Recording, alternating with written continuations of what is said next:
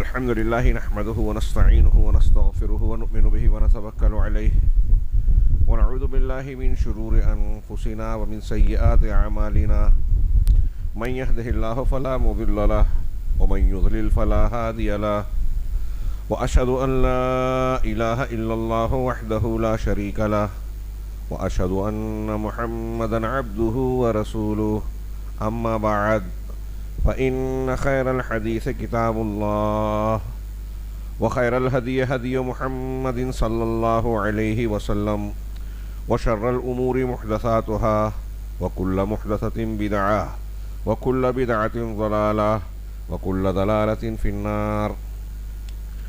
أعوذ بالله من الشيطان الرجيم. بسم الله الرحمن الرحيم.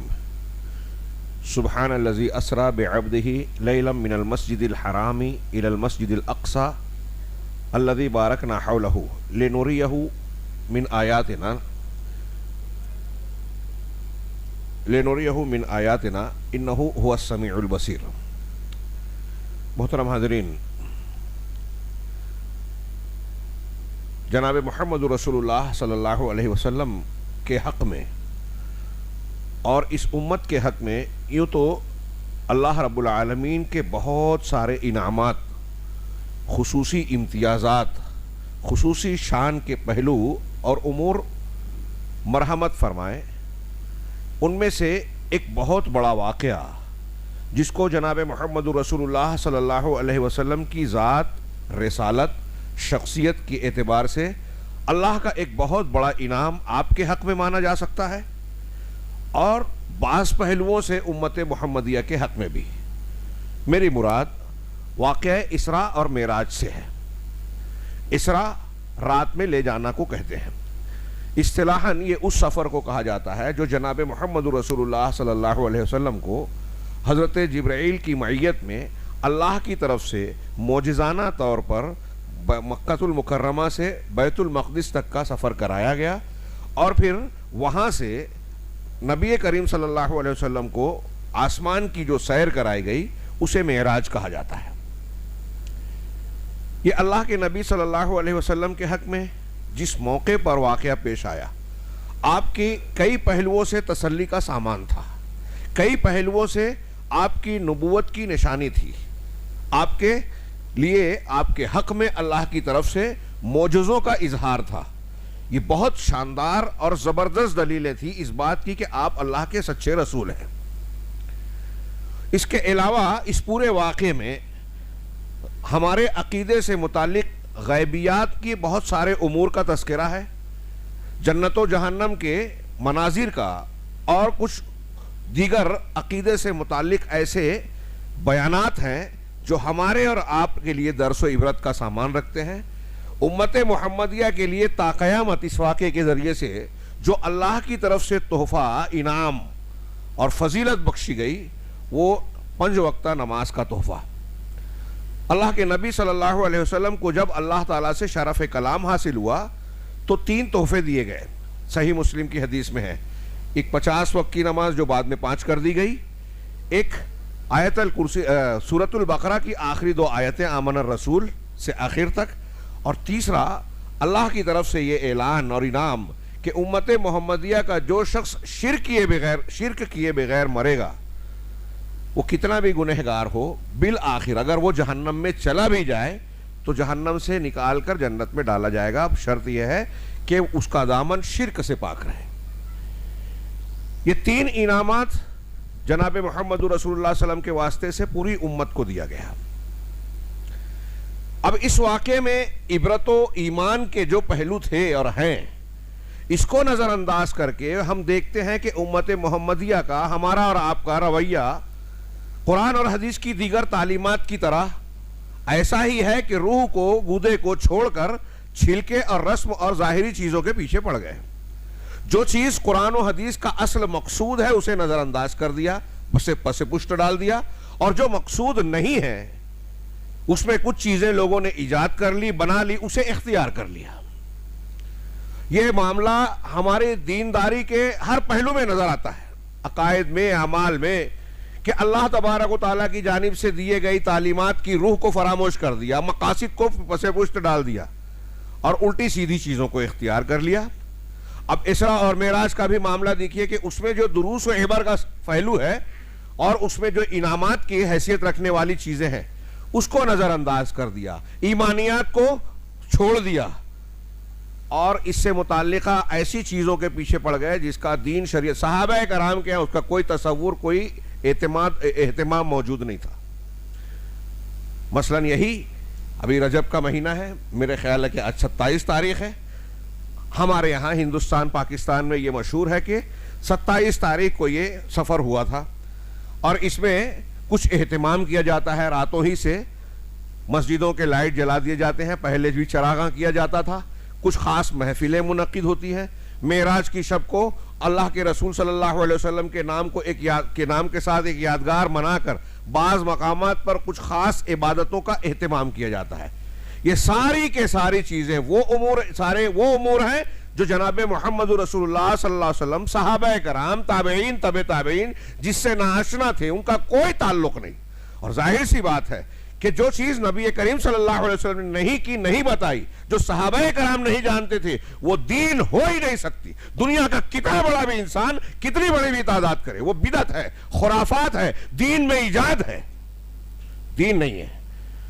حضرت امام مالک کا وہ قول ہمیشہ یاد رکھنا کہ اللہ کے رسول اور صحابہ کرام کے زمانے میں جو دین تھا آج بھی وہی دین ہے. اس وقت جو دین نہیں تھا آج بھی وہ دین نہیں ہو سکتا. اللہ کا فرمان ہے الیوم اکملت لکم دینکم واتممت علیکم نعمتی.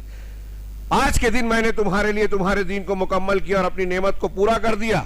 امام مالک اس قول سے پہلے کہتے ہیں کہ جو شخص ایسا سمجھتا ہے کہ کوئی ایسا عمل, ایسی چیز جو آج وہ کر رہا ہے وہ دین ہے, جبکہ وہ نبی کریم صلی اللہ علیہ وسلم کی تعلیم میں اور آپ کے عمل اور سیرت میں موجود نہیں ہے, تو وہ اللہ کے رسول صلی اللہ علیہ وسلم پر الزام لگا رہا ہے کہ دین کو پہنچانے میں آپ نے خیانت کی. آپ نے نہیں پہنچایا, اسے پتہ چل گیا.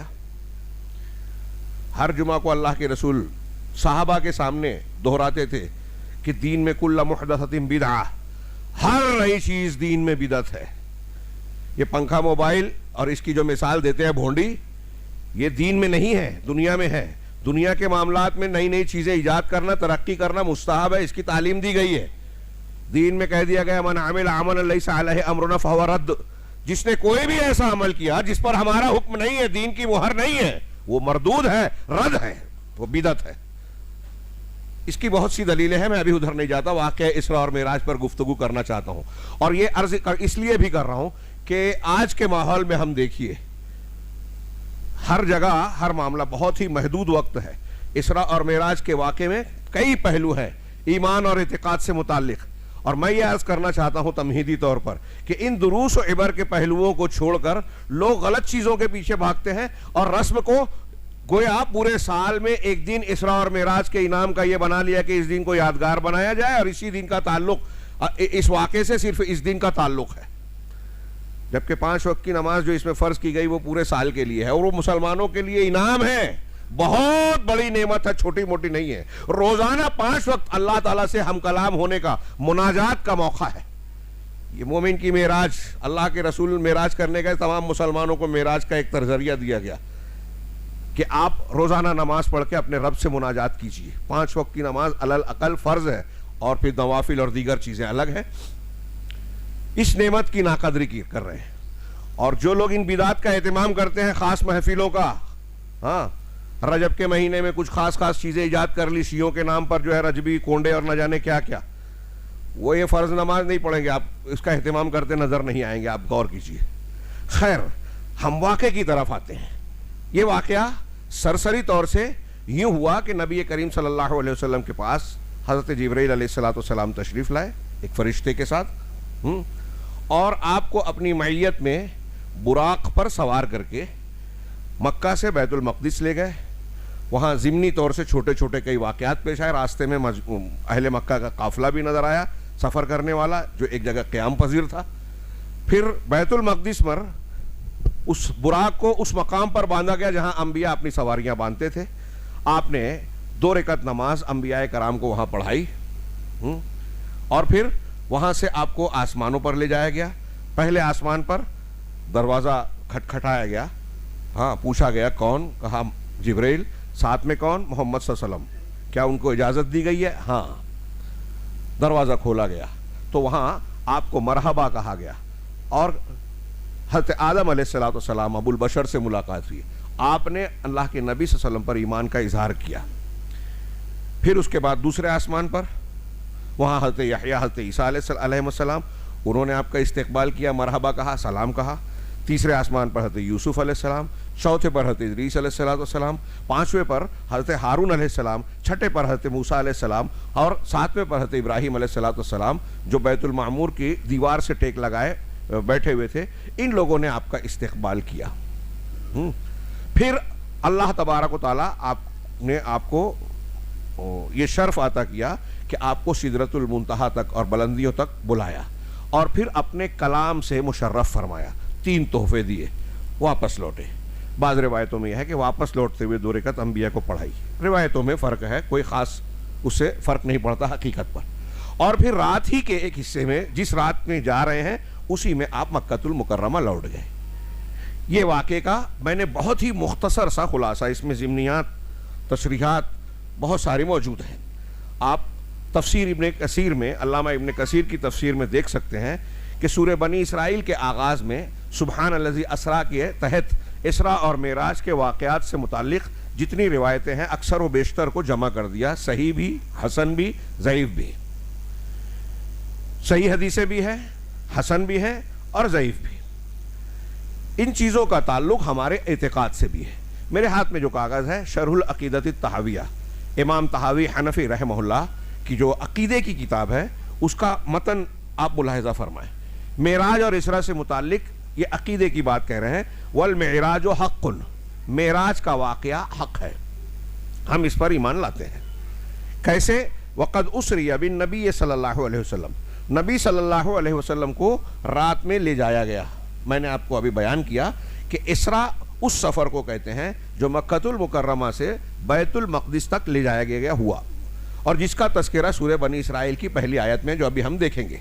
हाँ, नबी करीम सल्लल्लाहु अलैहि वसल्लम को रात में ले जाया गया। व उरजा बिशख़्सिही फिल यक़ज़ती इला समा, और फिर बेदारी में आपकी शख्सियत को, अल्फाज पर गौर कीजिए, उरजा बिशख़्सिही, शख्सियत को, शख्सियत और इंसान जिस्म और रूह का मजमुआ है।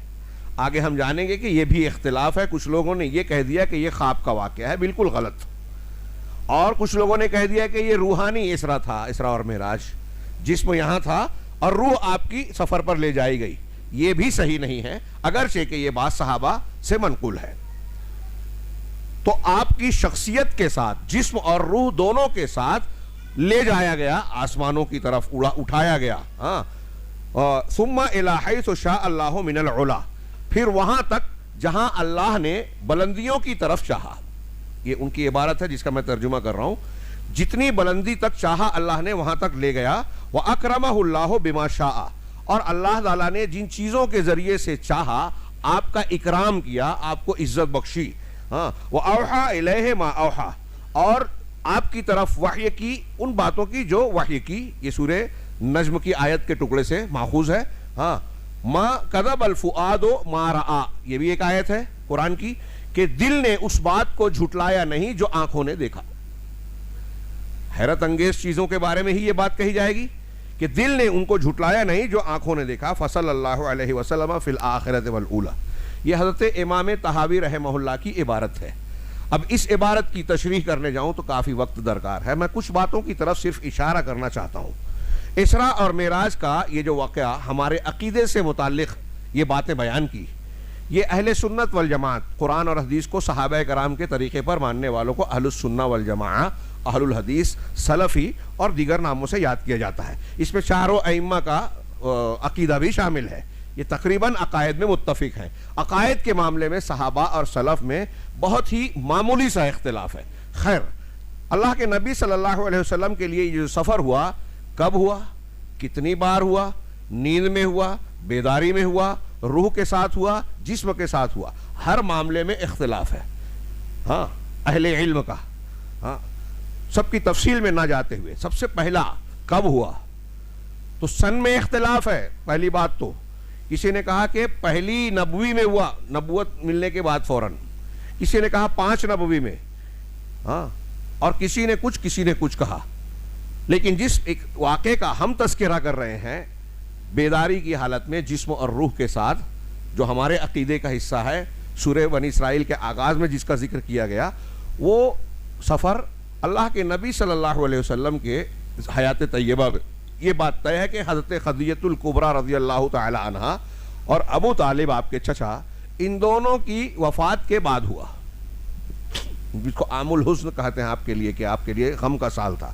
اور یہ ہجرت سے سال 1.5 سال پہلے کے واقعات ہیں، 10 نبوی کے آگے پیچھے، 10 نبوی کا زمانہ اس کے بعد ہوا اور ہجرت سے پہلے ہوا. یہ طے ہے سیرت کے واقعات سے اور کئی ثبوتوں سے یہ بات ثابت ہو جاتی ہے. لہذا 1-5 والی بات درست نہیں ہے، نبوت کے پہلے اور 5ویں سال. اور کچھ لوگوں نے یہ بھی کہا کہ جن روایتوں میں یہ تذکرہ ہے کہ آغاز میں یا نبوت کے ملنے سے پہلے آپ کو کچھ اس قسم کا معاملہ کرایا گیا، اس کا معاملہ خواب کی شکل کا ہو سکتا ہے، کیونکہ آپ کی حیات طیبہ میں کئی واقعات ایسے ہوئے کہ بعد میں حقیقت میں جو چیز ہونے والی تھی جو اللہ تبارک و تعالیٰ نے آپ کو پہلے ہی خواب میں دکھا دیا.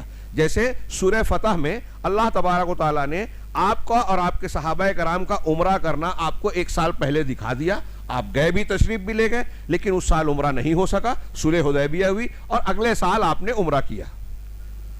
ہاں، اللہ تبارک و تعالیٰ نے لقد صدق اللہ رؤیاکم بالحق لتدخلن المسجد الحرام، اللہ تعالیٰ نے تمہارے اس خواب کو سچ کر دکھایا کہ تم مسجد حرام میں ضرور داخل. اب یہاں قرآن ہی کہہ رہا ہے کہ پہلے خواب دکھایا گیا بعد میں واقعہ ہوا، تو کچھ لوگوں نے یہ تعویل بھی کی. بہرحال جس واقعے کا ہم تذکرہ کر رہے ہیں وہ حضرت خدیجہ الکبریٰ اور ابو طالب کی وفات کے بعد ہے. اور اسی بنیاد پر جب ان کی وفات ہوئی، مکہ والوں کی مخالفت شدید ہو گئی، آپ پر بہت غم کے پہاڑ ٹوٹ رہے تھے، آپ ایک طریقے سے حزن و ملال کے بڑے گہرے صدمے سے دوچار تھے. تب آپ کو یہ سفر کرایا گیا، اس میں آپ کے لیے تسلی کا سامان تھا، آپ کے لیے تسلی کا سامان، آپ کے لیے معجزہ، آپ کی نبوت کی نشانیاں موجود تھیں، اور اہل ایمان کے لیے امتحان اس دور سے لے کر آج تک امتحان ہے. سورہ بنی اسرائیل کی آیت نمبر 60 میں اللہ نے فرمایا وَمَا جَعَلْنَا الرُّؤْيَا الَّتِي أَرَيْنَاكَ إِلَّا فِتْنَةً لِلنَّاسِ، کہ یہ جو مشاہدہ ہم نے آپ کو کرایا وہ لوگوں کے فتنے کے لیے، لوگوں کے فتنے یعنی لوگوں کی آزمائش کے لیے. آگے ہم اس کا بھی تذکرہ کریں گے کہ یہ آزمائش اسی وقت ہوگی نا جب آپ کو بیداری کی حالت میں مانا جائے. خواب تو ابو جہل بھی دیکھتا تھا. اگر آپ یہ کہتے کہ میں نے خواب دیکھا تو کوئی تعجب نہیں کرتا، کوئی مذاق نہیں اڑاتا، کوئی امتحان نہیں ہوتا ہمارا اور آپ کا. خواب تو کافر اور غیر مسلم بھی دیکھتے ہیں. تو اللہ نے آپ کے لیے جو مشاہدہ، دیدار اور دیکھنے کے سامان کا انتظام کیا، یہ لوگوں کے فتنے اور آزمائش کے لیے. اور یہاں فرمایا اس آیت میں، خیر ابھی یہ کہ کس سن میں ہوا، تو یہ حضرت خدیجہ الکبریٰ وغیرہ کے انتقال کے بعد یہ واقعہ ہوا. کس مہینے میں ہوا، بہت شدید اختلاف ہے. ہندوستان پاکستان میں اگرچہ یہ بھی ایک قول ہے، ہمارے یہاں مشہور ہے، صاحب رحمت اللہ عالمین نے اس کا اختیار کیا ہے کہ رجب کی 27 تاریخ کو، جیسا کہ ہمارے یہاں مشہور ہے. لیکن یہ کوئی حتمی اور بہت مضبوط بات نہیں ہے. اہل سیرت میں کسی نے کہا رمضان میں ہوا، کسی نے ربیع الاول، کسی نے ذی قعدہ اور کسی نے دوسرا مہینہ بتایا. متفق علیہ نہیں ہے. صحابہ کرام سے کوئی بھی مضبوط روایت اس سلسلے میں مروی نہیں ہے. اور یہ خود اس بات کی دلیل ہے کہ صحابہ کرام اس رات کا کوئی خاص اہتمام نہیں کرتے تھے، جیسا کہ آج ہم لوگ کر رہے ہیں، ہمارے ہندوستان پاکستان میں کیا جاتا ہے. اگر اہتمام کرتے تو دن تاریخ معلوم ہوتا کہ فلاں رات کو یہ اہتمام کیا جاتا ہے، ہاں، اور یہ بات کے لوگوں کو اس کا علم ہوتا. بلکہ نبی کریم صلی اللہ علیہ وسلم خود اس کا اظہار فرماتے، اس کو بیان کرتے. اس کی تاریخ کا نامعلوم ہونا، مختلف فی ہونا، اس بات کی دلیل ہے کہ نہ جناب محمد رسول اللہ صلی اللہ علیہ وسلم نے اس کے اہتمام کی تعلیم دی، نہ صحابہ نے اس کا اہتمام کیا. اور صحیح روایتوں سے ثابت ہے کہ یہ 4تھی صدی کے بعد سے یہ شروعات ہوئی. عمر فاروق رضی اللہ تعالیٰ عنہ اور دوسرے صحابہ اور سلف سے یہ منقول ہے کہ رجب کی کوئی امتیازی شان نہیں ہے سوائے اس کے کہ یہ حرمت والا مہینہ ہے. 4 حرمت والے مہینوں میں سے ایک ہے. اس کے علاوہ قرآن حدیث سے اس کا کوئی اہتمام، کوئی خاص عمل، خاص چیز، عبادت اس میں ثابت ہی نہیں ہے. نہ صلاۃ الرغائب، نہ رجبی روزے، نہ کچھ اور، نہ کونڈے وونڈے جو شیعوں نے ایجاد کیے مسلمانوں کے اندر. تو اس کی تاریخ کا صحیح اندازہ، صحیح علم نہیں ہے. ہمارے یہاں یہ بات مشہور ہے. کتنی بار بھی کچھ لوگوں نے کہا 2، کچھ نے کہا 3. ہاں، علامہ ابن قیم کہتے ہیں کہ لوگوں نے حدیث کے الفاظ اور راویوں کے بیان کا جہاں جہاں فرق دیکھا وہاں وہاں تعداد بڑھا دی، لیکن یہ صحیح نہیں ہے۔ جسم اور روح کے ساتھ جو آپ کی معراج اور اسراء کا سفر ہوا، صحیح طور پر یہ ایک ہی مرتبہ ہوئی ہے، ایک ہی مرتبہ یہ سفر ہوا ہے، اور خواب کی شکل میں کئی مرتبہ ہوا ہے۔ آپ کو جنت و جہنم کے مناظر خواب میں کئی مرتبہ دکھائے گئے، بار بار دکھائے گئے، اس میں کوئی شک نہیں، لیکن جس واقعے کا تذکرہ سورہ بنی اسرائیل کے آغاز میں اور سورہ نجم میں کیا گیا وہ ایک مرتبہ ہوا، جسم اور روح کے ساتھ۔ اب جسم اور روح کے ساتھ والا اختلاف، یا یہ بیان کہ خواب میں ہوا، روح کے ساتھ ہوا، یا بیداری میں روح اور جسم، یہ روح اور جسم دونوں کے ساتھ اور صرف روح دونوں میں بہت فرق ہے۔ جو لوگ روح کے ساتھ کہتے ہیں کہ یہاں اللہ کے رسول صلی اللہ علیہ وسلم کا جسم مکہ میں اس مقام پر ہی موجود تھا، حرم میں یا گھر پہ، اور روح گئی، اور ہم جس بات کے قائل ہیں، عقیدے کا حصہ ہے ہمارے، کہ روح اور جسم دونوں کے ساتھ اور بیداری کی حالت میں، سوتے ہوئے نہیں، بیداری کی حالت میں، جیسا کہ امام طحاوی نے فرمایا، یہ ہمارے عقیدے کا حصہ ہے۔ اس عقیدے کی بنیادیں بہت ساری دلیلیں ہیں۔ قرآن کی یہ آیت سبحان الذی اسری بعبدہ، پاک ہے وہ ذات، بڑی غور سے سنیے، میرے پاس وقت بہت کم ہے، ہاں ہر پہلو اس میں قابل توجیہ ہے، اور ہمارے لیے دروس و عبرت کا عقائد کو بیان کرنے کے بہت سارے اسباب موجود ہیں جو میں یہاں نہیں پیش کر سکتا۔ سبحان الذی، یہ آغاز ہی اللہ کی پاکی سے کیا جا رہا ہے۔ اس کا مطلب یہ کہ کوئی غیر معمولی واقعہ ہے۔ ہم کوئی حیرت انگیز چیز دیکھتے ہیں تو کہتے ہیں نا سبحان اللہ یا اللہ اکبر، تو گویا اس میں یہ معنی پوشیدہ ہوتا ہے کہ یہ واقعی حیرت کی بات ہے۔ ہمارے اور آپ کے لیے یہ چیز ناممکن ہے، مشکل کام ہے، لیکن اللہ تعالیٰ کے لیے، اس کی قدرت کے لیے کوئی بعید نہیں ہے، اس کی قدرت سے باہر کوئی چیز نہیں ہے۔ ان اللہ علی کل شیء قدیر، اللہ ہر چیز پر قادر ہے۔ تو اس کا آغاز سبحان اللہ، سبحان الذی سے کرنا ہی اس بات کی دلیل ہے کہ یہ حیرت انگیز واقعہ ہے۔ اللہ کے نبی صلی اللہ علیہ وسلم کو ایک ہی رات کے کچھ حصے میں مکہ سے بیت المقدس فلسطین اور پھر ایلیا، وہاں سے آسمانوں کا سفر اور رات کے ایک ہی حصے میں واپس آ جانا، یہ انسانوں کے لیے ناقابل فہم اور ہمارے اور آپ کے لیے ہماری قدرتوں سے باہر ہو سکتا ہے، لیکن سبحان، وہ ذات پاک ہے، اس کی طاقت اور قدرت سے کوئی بعید بات نہیں ہے۔ اس وقت یہ ہفتوں کا سفر تھا، ہاں اللہ کے رسول صلی اللہ علیہ وسلم کو ایک رات میں کرایا گیا۔ اسی وجہ سے منکرین حدیث ہوں، عقل پرست لوگ ہوں، ان میں سے بہت سارے لوگوں نے، قادیانی، یہاں تک کہ ہندوستان کے سر سید صاحب اور ایسے بہت سارے لوگوں نے اس واقعے پر سوالیہ نشان اٹھایا اور اس کو خواب کا واقعہ کہنے کی کوشش کی کہ ہم اس کی عقلی طور سے توجیہ نہیں کر سکتے۔ جس زمانے میں قرآن کی آیت نازل ہو رہی ہے اس وقت تو آج کی ترقیات موجود نہیں تھی۔ آج کے زمانے میں انسان دیکھ رہا ہے کہ انسانوں کو اللہ تعالیٰ نے اپنی صلاحیت کی بنیاد پر ایسی قدرت عطا کر دی ہے کہ انتہائی تیز رفتار سواریاں، جہاز، ہوائی جہاز، راکٹ کی شکل میں ایجاد کر لی، اور گھنٹوں میں ہزاروں میل اور اس سے زیادہ کا فاصلہ طے ہو جاتا ہے۔ تو انسان جب یہ کر سکتا ہے آج کی تاریخ میں، اللہ کی قدرت سے کون سی چیز بعید ہے؟ پاک ہے وہ ذات۔ میں زیادہ نہ بولتے ہوئے آگے بڑھتا ہوں۔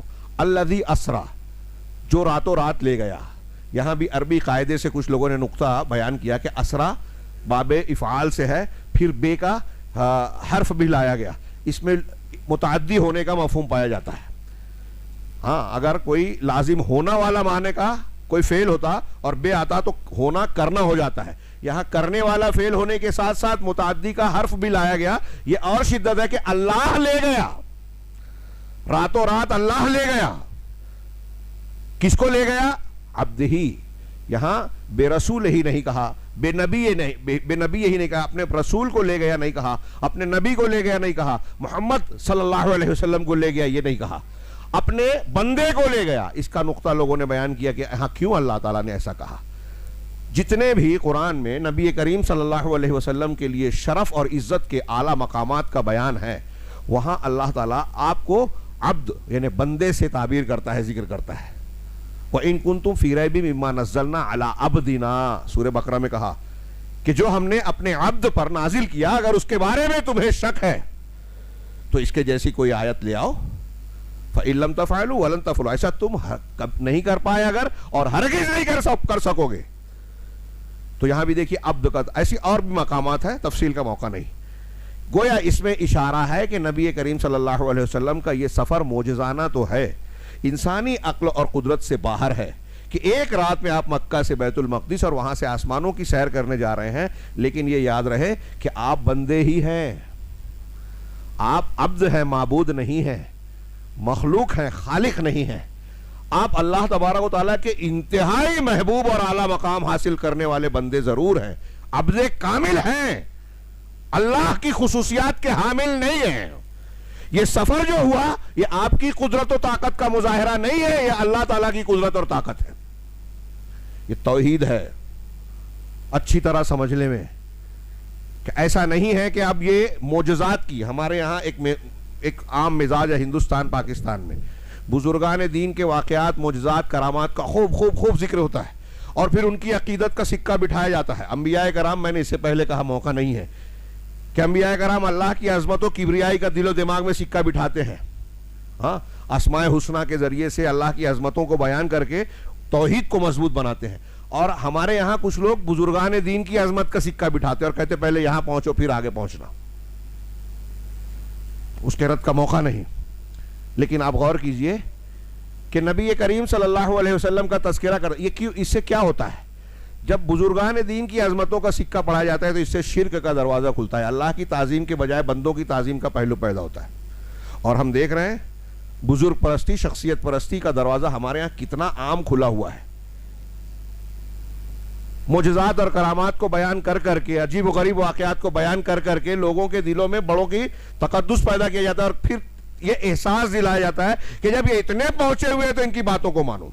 یہ بہت عام سی گمراہی ہے، اس کو بہت غور سے دل و دماغ میں باندھیں کہ یہ بہت بڑی گمراہی ہے جس میں شیطان نے لوگوں کو ملوث کیا۔ ہم ان جھوٹے واقعات کا یا خود ساختہ فضیلتوں کا اگر رد کریں یا واقعات کی تفصیل بیان کریں تو تاثر یہ دیا جاتا ہے کہ دیکھیں یہ بزرگان دین اور انبیاء کی توہین کر رہے ہیں، گستاخی کر رہے ہیں۔ یہ گستاخی نہیں ہے، اللہ کے نبی صلی اللہ علیہ وسلم کی تعلیم ہے۔ آپ صحابہ کو کہتے تھے کہ لا احب ان ترفعونی فوق منزلتی التي انزلنی اللہ بہا، او کما قال، کہ میں اس بات کو پسند نہیں کرتا کہ تم مجھے اس مقام سے اونچا اٹھاؤ جس پر اللہ نے مجھے رکھا ہے۔ آپ مخلوق میں، انسانوں میں، رسولوں میں سردار سب سے اعلیٰ مقام کے حامل ہیں، بالکل صحیح بات ہے، لیکن آپ اللہ کی خصوصیات یا بندگی کے دائرے سے باہر نہیں ہیں۔ یہ قرآن کہہ رہا ہے کہ آپ عبد ہیں، معبود نہیں۔ اپنے بندے کو لے گیا، عقیدہ درست رکھیے کہ معجزہ کرامت کا اظہار کرنے کے باوجود کسی کے اندر اللہ کی خصوصیات، طاقت، قدرت، صلاحیت نہیں آتی۔ آپ تھوڑی دیر کے لیے غور کیجئے، میں صرف اشارہ کروں، حضرت موسیٰ علیہ السلام نے جب اپنی لاٹھی پھینکی، جادوگروں کی رسیاں، لاٹھیاں اس نے نگل لی، سورہ طٰہٰ، سورہ اعراف وغیرہ میں واقعہ ملاحظہ کیے، تو جادوگروں نے کیا یہ کہا تھا کہ موسیٰ علیہ السلام آپ کی عظمت کو مان گئے، ہم آپ کو جو ہے بہت طاقت والا، قدرت والا مانتے ہیں؟ نہیں۔ موسیٰ علیہ السلام کا معجزہ دیکھا تو جواب میں جادوگروں نے کہا آمنا برب موسیٰ و ہارون، ہم موسیٰ اور ہارون کے رب پر ایمان لائے۔ گویا جادوگر یہ مان رہے تھے کہ موسیٰ علیہ السلام نے جس چیز کا مظاہرہ کیا ہے، موسیٰ علیہ السلام سے جو معجزہ ظاہر ہوا ہے، وہ ان کی اپنی طاقت نہیں ہے، وہ ان کی اپنی طاقت نہیں ہے بلکہ اللہ تعالیٰ کی طاقت ہے۔ اگر موسیٰ علیہ السلام کی طاقت کو مانا ہوتا انہوں نے تو اللہ تعالیٰ پر ایمان نہیں لاتے۔ موسیٰ علیہ السلام کی طاقت کو مان کر ہی تو ان سے مقابلے کا دعویٰ کیا، لیکن جب یہ معلوم ہوا کہ یہ موسیٰ علیہ السلام اللہ کے رسول ہیں اور اللہ کی طاقت کا مقابلہ ہم نہیں کر سکتے، تب تو ایمان لائے۔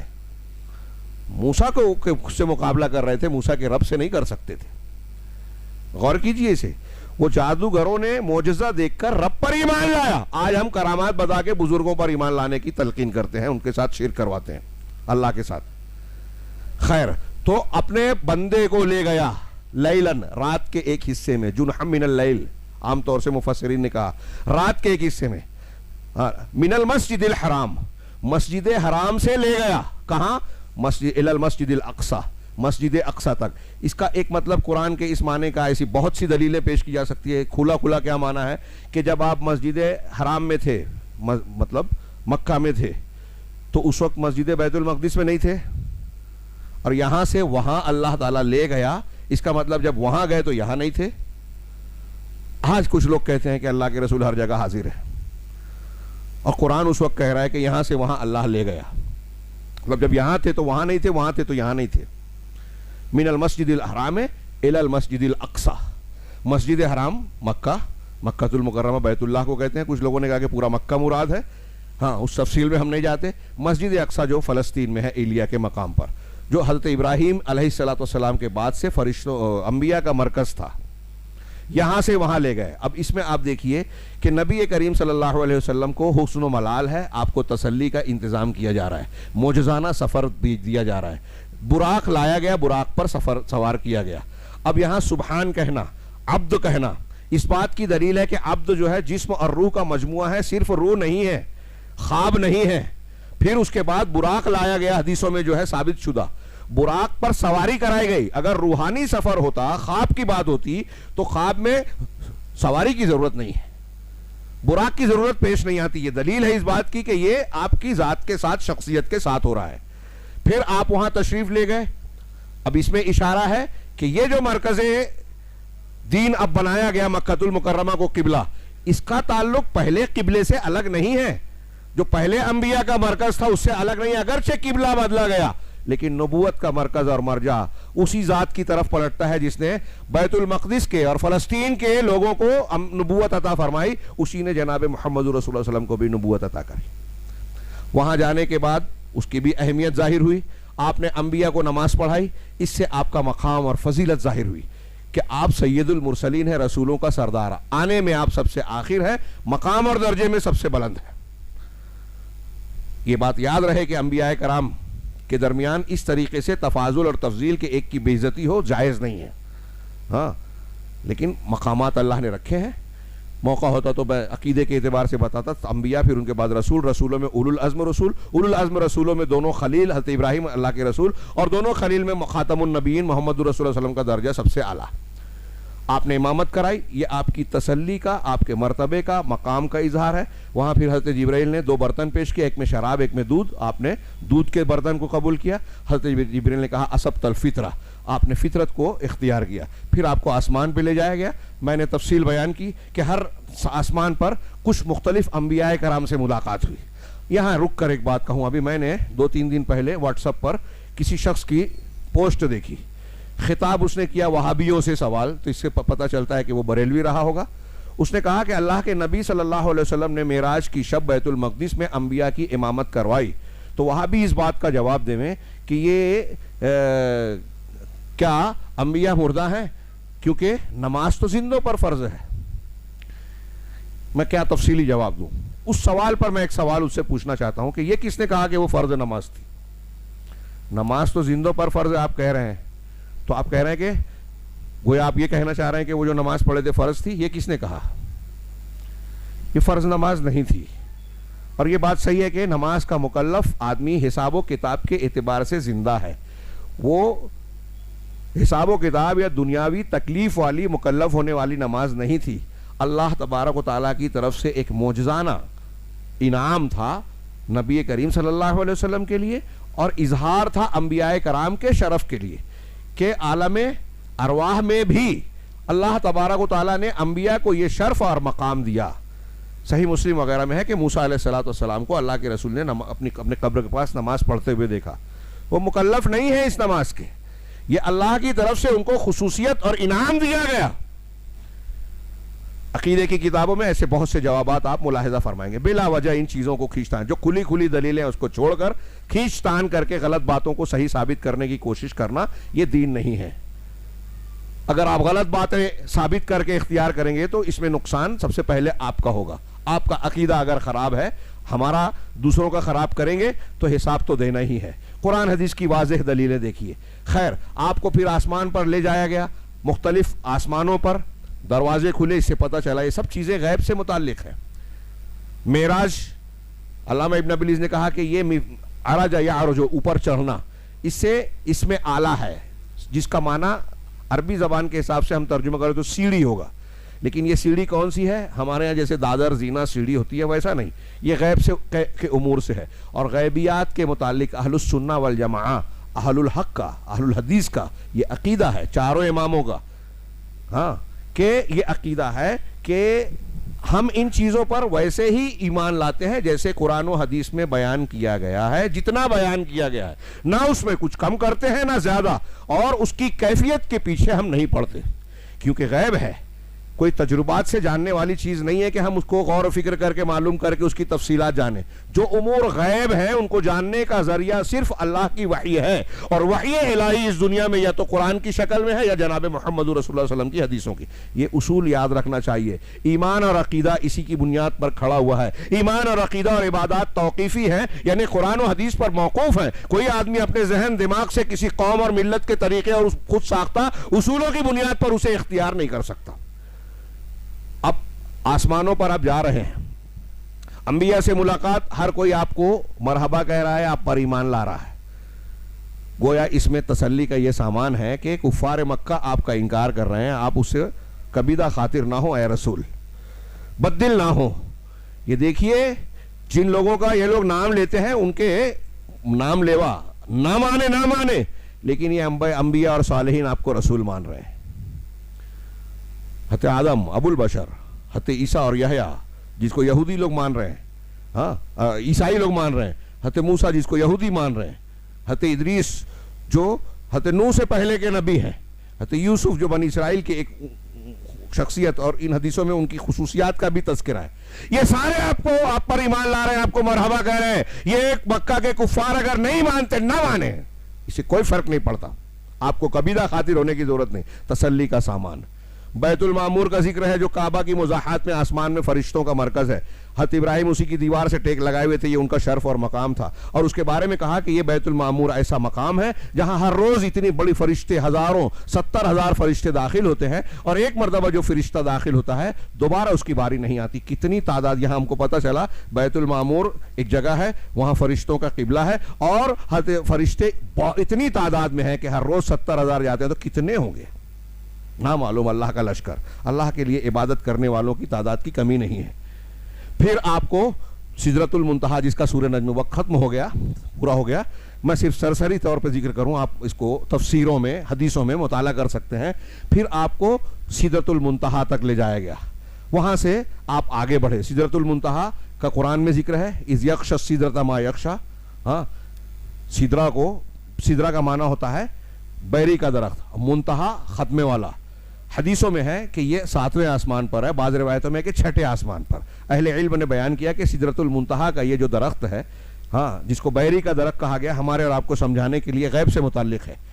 6ٹھے آسمان سے یہ شروع ہوتا ہے، جڑ ہے، اور 7ویں آسمان پر اس کی شاخیں، پتیاں پھیلی ہوئی ہیں۔ اس کی کچھ صفات اللہ کے نبی صلی اللہ علیہ وسلم کی حدیثوں میں بیان کی گئی ہے کہ اس کے پتے رنگ برنگے، بڑے خوبصورت، جس کو میں بیان نہیں کر سکتا۔ پھر اس کے آگے آپ تشریف لے گئے، اللہ تعالیٰ نے آپ سے کلام کیا۔ ثم دنا فتدلى، پھر آپ قریب ہوئے اور بہت قریب ہو گئے، فکان قاب قوسین او ادنا، تو 2 کمان یا اس سے بھی کم کا درجہ رہ گیا۔ یہ جملہ کچھ لوگ، بعض راویان نے کہا کہ اللہ جبار اور اللہ کے رسول کے درمیان ہے، یہ صحیح نہیں ہے۔ صحیح بات اہل سنت والجماعت کے عقیدے اور تقریباً اکثر و بیشتر صحابہ، 2-1 کو چھوڑ کر، یہ متفق ہے اس بات پر کہ اللہ تبارک و تعالیٰ نے اس رات اللہ تعالیٰ کا دیدار نہیں کیا۔ خود حضرت ابو ذر غفاری نے آپ سے پوچھا، صحیح مسلم کی روایت ہے کہ ہل رأیت ربک، اے اللہ کے رسول کیا آپ نے اپنے پروردگار کو دیکھا؟ تو آپ نے کہا نور انا یراہ، نور ہے وہ، کہاں سے دیکھا جا سکتا ہے؟ ہاں، ہمارے ہاں کچھ لوگ پڑھتے ہیں نورانی یراہ، کہ نورانی ہے جس کو دیکھا جا سکتا ہے، نورانی کو کہاں دیکھا جا سکتا ہے؟ الٹا ہی کام۔ نور انا یراہ، اور یہ حدیث دوسرے بھی، حجاب ہو النور، آپ کا اللہ کا حجاب نور ہے۔ اس لیے اہل سنت والجماعت کا عقیدہ ہے، ایک بہت معرکۃ الآراء بحث ہے کہ اللہ کے دیدار سے متعلق ہے۔ دنیا میں دیدار ممکن ہے اللہ کا، جس کو اللہ چاہے، لیکن واقعہ کسی کے ساتھ واقع نہیں ہوا دیدار۔ نہ موسیٰ علیہ السلام کو طور پر تجلی کی خواہش کی، آپ نے فلما تجلی للجبل جعلہ دکا، سورہ اعراف میں ہے، جب پہاڑ کے لیے اللہ نے تجلی فرمائی تو اسے ریزہ ریزہ کر دیا، وہ تاب نہ لا سکا، تو وہاں وہ دیدار نہیں کر سکے۔ یعنی اس میں اظہار ہے اس بات کا کہ ہم کو انسان کی حیثیت سے دنیا میں یہ طاقت قوت نہیں دی گئی کہ ہم اللہ کے دیدار کی تاب لا سکے۔ تو دیدار ہو سکتا ہے۔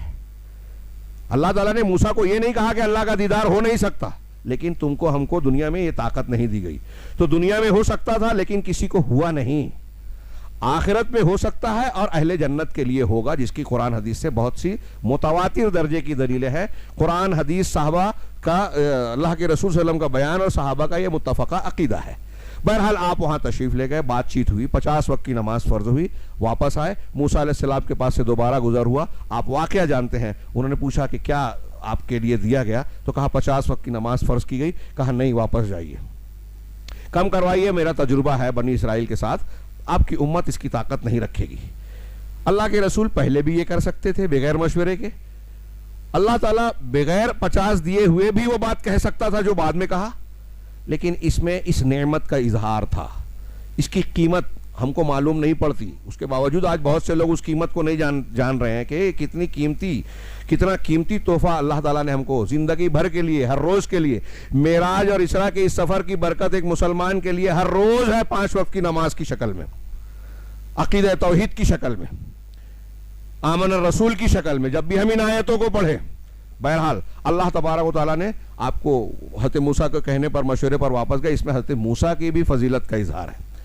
پھر آپ گئے, 5 وقت کی نمازیں کم ہوئی. جب 5 رہ گئی تو حضرت موسیٰ نے پھر سے کہا اس میں بھی کم کروائیں, لیکن آپ نے کہا کہ اب مجھے شرم آتی ہے. لیکن اللہ کی طرف سے یہ اعلان ہوا کہ یہ 5 ہے لیکن 50 کے برابر. صحیح مسلم کی بعض روایتوں میں یہ اظہار ہے کہ یہ 5 ہے, ہر نماز 10 کے برابر. اور امت محمدیہ کو یہ اللہ کی طرف سے تحفہ دیا گیا کہ اگر آپ ایک نیکی کریں گے تو 10 گنا بڑھا کر اللہ اجر و ثواب دے گا. ایک جو سنت کے مطابق اخلاص کے ساتھ ہو, یہ شرط ہے عمل کی. ہمارے یہاں بہت سے لوگ یا تو عمل ہی نہیں کرتے, کچھ کرتے ہیں تو سنت کے خلاف کرتے ہیں, بدعت خرافات, کچھ اخلاص نہیں ہوتا, تباہ ہو جاتا ہے عمل. تو ایک کے بدلے کوئی بھی نیکی کرے. اب یہی نماز کا بھی معاملہ ہے. اور اگر کوئی آدمی نیکی کا کوئی ارادہ کرے گا, نیکی نہیں کر سکا تو 1 اجر لکھا جائے گا. برائی کا ارادہ کرے, برائی نہ کرے تو کوئی برائی نہیں لکھی جائے گی, گناہ نہیں. کتنا بڑا انعام ہے. علامہ ابن کثیر رحمہ اللہ نے اس معنی کی حدیثوں کو نقل کر کے کہا کہ مسلمانوں میں کتنا بدنصیب ہوگا امت محمدیہ کا وہ شخص کہ 1 کا 10 گناہ جس کو اللہ تعالیٰ دے رہا ہے. آپ ایک نیکی کریں گے تو 10 لکھا جائے گا, 1 گناہ کریں گے تو 1 ہی گناہ لکھا جائے گا. تو 1 کا 10 گناہ جو ہے قیامت کے دن وہ میزان عمل میں ہلکا پڑ جائے, اور 1 کا 1 ہے وہ بھاری پڑ جائے, یعنی گناہ زیادہ ہوں برائیوں سے, نیکیوں سے, تو وہ کتنا بدنصیب ہے. ہمیں اور آپ کو اس کا جائزہ لینا چاہیے. اس تناظر میں, اس بیچ میں اللہ کے رسول صلی اللہ علیہ وسلم کے سفر کی رودات کا ایک پہلو تھا جو وقت نہیں رہا, لیکن میں صرف اختصار کے ساتھ اشارہ کروں کہ بعض صحیح اور بعض حسن اور بعض ضعیف روایتوں میں کچھ تذکرہ ہے کہ اللہ کے نبی جناب محمد رسول اللہ صلی اللہ علیہ وسلم کو جنت اور جہنم کے مناظر دکھائے گئے, کچھ لوگوں کے اعمال دکھائے گئے. مثال کے طور پہ صحیح مسلم میں ہے کہ آپ کچھ لوگوں پر اس طرح گزرے جن کے ناخن جو ہیں وہ تانبے کے ہیں, اور وہ ان تانبے کے ناخنوں سے اپنے چہروں اور اپنے سینوں کو نوچ رہے ہیں. آپ نے پوچھا حضرت جبرائیل علیہ السلام سے یہ کون لوگ ہیں؟ تو کہا یہ وہ ہیں جو لوگوں کی عزتوں پر حملے کیا کرتے تھے, غیبت چغلی کیا کرتے تھے. آج ہمارے یہاں کتنا عام ہے غیبت چغلی, الزام تراشی. میں ایک بات کہنا چاہتا ہوں موجودہ تناظر میں, جیسے اس معاملے میں ہمارا رویہ ہے اسراء اور معراج کے بارے میں, کہ جس چیز کو تازہ کرنا چاہیے, جس چیز کو عقیدے کے اعتبار سے عبرت و موعظت کا سامان بنانا چاہیے, اس کو فراموش کر کے غلط سلط چیزوں کے پیچھے, بدعتوں کے پیچھے پڑے ہیں. یہ جنت و جہنم کے جو مناظر بتائے گئے, اس سے جہنم کا اور اللہ کا خوف پیدا کرنا مقصود ہے. اللہ کے نبی صلی اللہ علیہ وسلم کو دکھا لِنُرِيَهُ مِنْ آیَاتِنَا, اس حال میں تاکہ ہم اپنی نشانیاں دکھا دیں, اور دیکھ کر آپ بیان کر رہے ہیں تو ہم اس سے لرز جائیں, ڈر جائیں. لیکن اب ہمارا اور آپ کا معاملہ بھی جنت اور جہنم کے تذکرے کے متعلق بھی بس ہم سرسری گزرتے ہیں. کچھ تسلی کے سامان دل و دماغ میں بٹھا لیا کہ ہم نے بعض نیکیاں کر لی, کچھ نمازیں پڑھ لی, بعض رسم ادا کر دی دین کے نام پہ, ہاں عبادات نہیں عادات کے طور پہ, ہماری جنت نہیں چھوٹی, اور اس کے بعد سارے دنیا داری کے کھیل چل رہے ہیں. میں اسی تناظر میں اس بات کی طرف اشارہ کر رہا ہوں کہ ابھی 1-2 واقعات ہوئے. ایک بچی عائشہ نے خودکشی کی, اس کے واقعے کو, کلپ کو خوب چلایا گیا.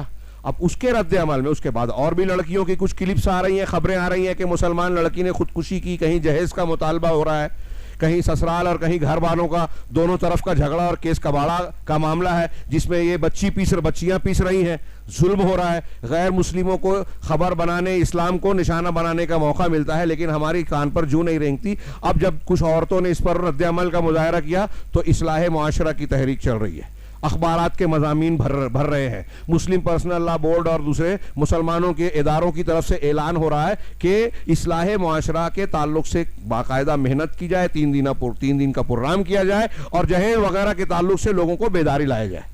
میں آخری بات بہت اختصار سے، یہ تھوڑی تفصیل طلب تھی لیکن موقع نہیں ہے، وقت زیادہ ہو گیا، میں معافی چاہتا ہوں، لیکن یہ کہنا چاہتا ہوں نہ صرف آپ حضرات سے، اس خطبے کے توسط سے اپنے علماء سے، بزرگان دین سے، اصلاح چاہنے والوں سے مؤدبانہ انداز میں، کہ اصلاح کا طریقہ جو ہم نے اختیار کر رکھا ہے اس سے کبھی اصلاح نہیں ہوگی۔ کیا طریقہ اختیار کر رکھا ہے کہ تقریر، خطاب، مضمون بس یوں ہی بیان کرتے چلے جاؤ، جہیز مخالط ہے، یہ ہے وہ ہے۔ اب دیکھیے، کیا یہ معلوم نہیں ہے جو جہیز مانگ رہا ہے، دے رہا ہے، اسے یہ پتہ نہیں ہے کہ یہ ٹھیک نہیں ہے؟ ہو سکتا ہے کچھ لوگوں کو بعض تفصیلات کا علم نہ ہو کہ اسلام میں جہیز کا تصور حقیقت میں ہے ہی نہیں، لڑکی کی وراثت ہے، ہندوؤں کی طرح ہنڈا اور جہیز والا معاملہ ہے ہی نہیں۔ حضرت علی اور فاطمہ والے واقعے کو بھی دلیل نہیں بنایا جا سکتا، اس لیے کہ اللہ کے رسول دونوں کے ذمہ دار تھے۔ حضرت علی کی زیرہ بیچوا کر حضرت فاطمہ کے لیے کچھ سامان کا انتظام کیا تھا، یہ حضرت علی کا ہی پیسہ تھا، جہیز کی دلیل نہیں بنتی وہ۔ اب تحفے کے نام پر بہت سارے معاملات کیا جائے، خیر یہ ہم بحث کریں، لیکن اس سے اصلاح ہوگی کیا؟ نہیں جانتے کیا لوگ؟